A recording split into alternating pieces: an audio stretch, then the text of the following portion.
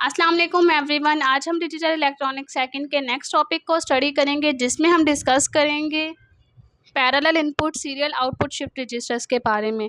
Parallel input और serial output shift registers का purpose क्या होता है, इनकी सर्किट डायग्राम कैसे ड्रा की जा सकती है या इनकी टाइमिंग डायग्राम को हम कैसे ड्रा कर सकते हैं, उसके बारे में डिस्कस करेंगे।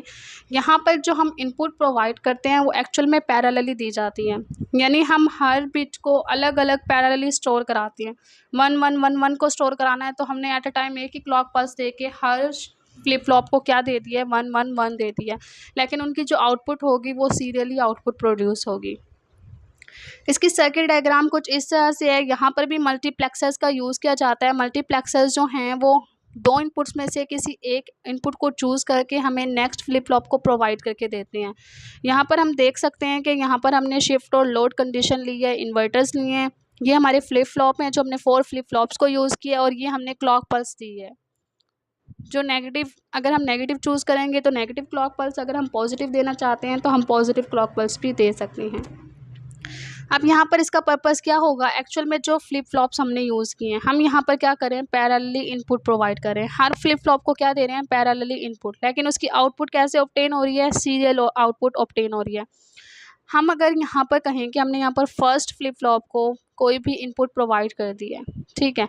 अब हमने क्या किया, कंडीशन लगानी है, लोड पर 0 शिफ्ट पर 1। अगर हम लोड कंडीशन देते हैं 0 तो हम देख सकते हैं कि इन्वर्टर के पास से गुजरने के बाद यहाँ पर क्या आ जाएगा, 1, यानी ये सेकंड एंड गेट, इसका सेकंड एंड गेट और इसका सेकंड एंड गेट जो है वो हमें क्या प्रोवाइड करेगा, 1 1 1।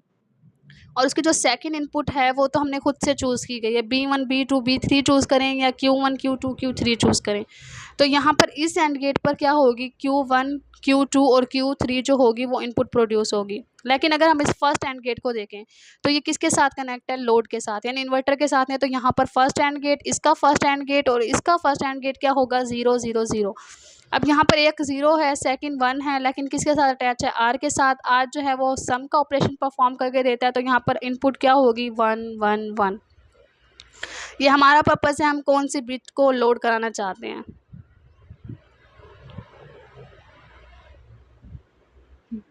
हम 1 1 1 को स्टोर कराना चाहते हैं, तो हमने क्या किया, फर्स्ट फ्लिप फ्लॉप पे 1 को प्रोवाइड किया, इसने हमें क्या आउटपुट दे दिया, 1। ये आउटपुट किसी के साथ अटैच है, इसके साथ, लेकिन यहाँ पर 0 है। 0 इंटू 1 क्या हो जाएगा, 0।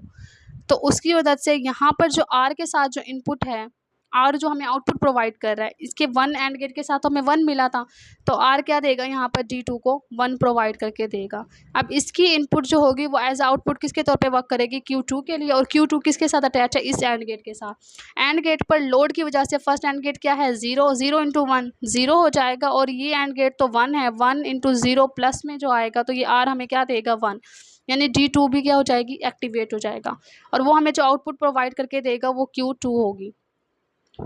ये D3 ले लेते हैं, D2 D1।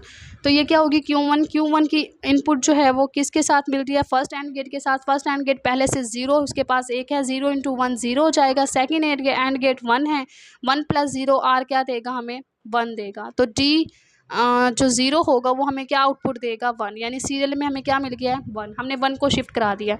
उसके बाद जैसे ही हम सेकंड पर, यानी सेकंड 1 को शिफ्ट कराना चाहते हैं, सेकंड क्लॉक पल्स देंगे तो फिर से हम 1 को शिफ्ट कराएंगे, इसी तरह हमें फिर से 1 मिलेगा, यानी एट अ टाइम जो होगा वो हमारे पास क्या होगा, एक फ्लिप फ्लॉप अगर हमें 1 दे रहा है तो सेकंड फ्लिप फ्लॉप जो होंगे उस वक्त 0 0 0 होंगे। जैसे ही हम पैरेलली, अगर हम पैरेलली की बात करें कि पैरेलल इनपुट प्रोवाइड करनी है, तो उस सूरत में क्या होगा, हम एक ही क्लॉक पल्स में सारे फ्लिप फ्लॉप से 1 1 1 1 को लोड करा देंगे, और क्लॉक पल्स की वजह से हमें क्या मिल जाएगा, सीरियल आउटपुट पर हमें क्या मिल जाएगा, 1 मिल जाएगा। तो इस तरह हम जो है पैरेलली इनपुट प्रोवाइड करके मल्टीप्लेक्सर्स की मदद से सीरियल आउटपुट को क्या है, ऑब्टेन कर सकते हैं।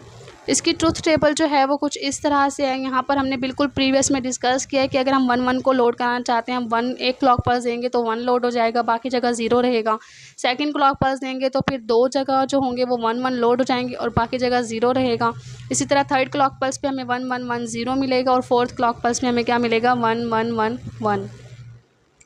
Serial input parallel output shift registers, parallel input serial output shift registers जो हैं वो उनकी जो सर्किट डायग्राम है वो कुछ इस तरह से है कि मीन हम डेटा इन, ये हम डेटा को इन कर रहे हैं। डेटा इन से क्या मुराद है, हम डेटा जो हम भेजना चाहते हैं कि हम कौन सी जो है वो आउटपुट को ऑब्टेन कराना चाहते हैं। शिफ्ट और लोड कंडीशन लगाई गई है, ये हमारे पास क्लॉक पल्सेस हैं।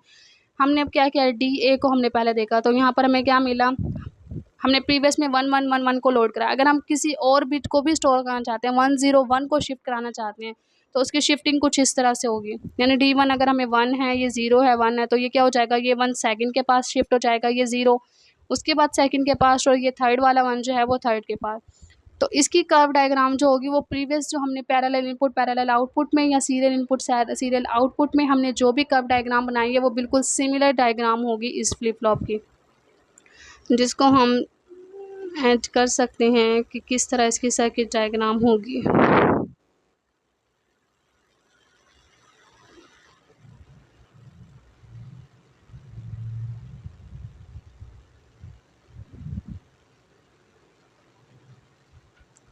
इसकी सर्किट डायग्राम बिल्कुल इसी तरह होगी कि मीन किस तरह जो है हम 1111 को, ये 0111 को, 0011 को, या 0001 को हम जो है टाइमिंग डायग्राम के ज़रिए रिप्रेजेंट कर सकते हैं।